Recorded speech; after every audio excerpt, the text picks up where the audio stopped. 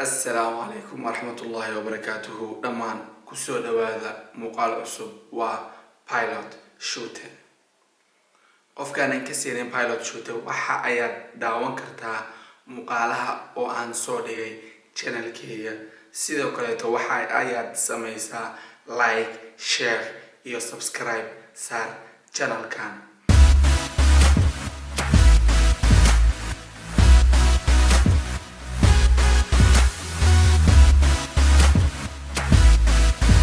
maanta waxa ayaan ka hadli doonaa diyaarad ama waa maxay diyaarad. diyaaraddu waa gaadiid oo awood u leh in uu ku duulo hawada si xornimo asagoo caawinaad ka helayo hawada.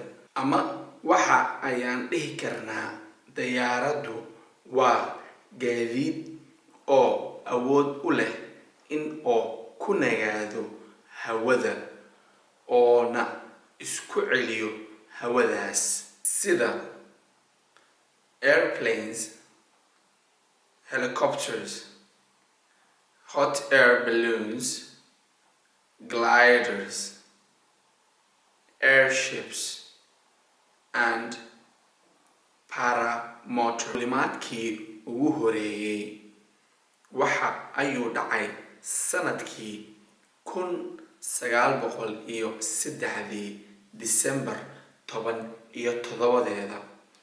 waxa ayaa abaabulay laba walaalo oo loogu magacaabo The Wright Brothers. waxa ayay ku guuleysteen in ay sameeyaan diyaaraddii ugu horeysay oo control leh oo matoor saaran in ay ka kiciyaan dhulka oo hawada geliyaan